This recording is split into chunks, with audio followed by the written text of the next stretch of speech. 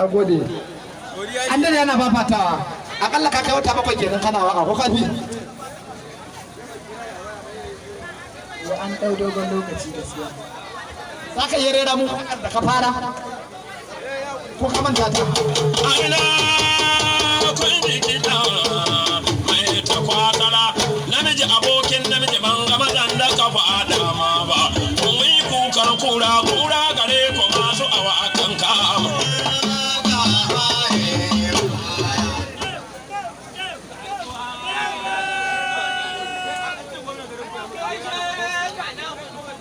Wakar da na fara ba zan manta ta ba saboda ka san duk abin da mutum ya fara da shi so baya manta da shi. Daga muryanka ko wasu daga muryanka.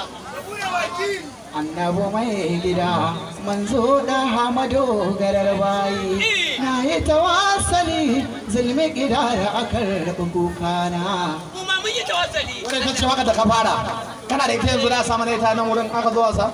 Babu ita amma lokacin da ka fara kai kadai ka ji koko ka nemi shawaran wasu ka san wasu suka fara waka suna jin kunyar su fita kana ce ba ta yi daɗi ba lokacin da ka fara ka ji kunya ko baka ji kunya ba Ka san duk abin da mutum ya fara sai ga kamar yadda abin ya burge shi zai iya burge kowa to kaga ba za ka ji kunyar ko kuma jin nauyin ka ce za ka rufe shi ba. Ka iya rawa. san rama zuwa yanzu kai waƙoƙi guda nawa Gaskiya ban san iya adadin waƙoƙin da na yi. Ni na sani. kai da yawa wani Ni na sani. abu da ka iya tunawa wadda waka zuwa yanzu ta yi maka wadda ba za ka manta ba wata babbar kyauta aka yi maka ko wani abu da aka yi maka wadda ba za ka manta ba zuwa yanzu ƙwalloluwar albarka da ka samu a waka. To abin da ba zan iya mantawa da shi ba shine ta dalilin waka an kira ni na tashi daga ƙasa ta na je babban birnin wata ƙasa kuma na karɓi lambar yabo ta karramawa a ƙasar. Wata ƙasa ce? Nijar. Nijar, ɗan Nijar Allah ku tafa masa. Ya ce ya je babbar wata. A waƙoƙi ka wace ce wace waka ta fi maka daɗi wace waka ka fi so?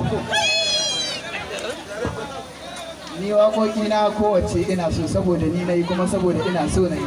Amma wacce masoya suka fi so ni ma ita na fi so saboda ni ma na masoya ne. To Allah jama'a ku tafa masa. To Sani Ahmad ku ba shi ruwa ya zauna za ka zo za ka yi mana wasa a nan wurin. Bari jira mai wannan bikin. Da Allah jama'a ku tafa masa. To godiya.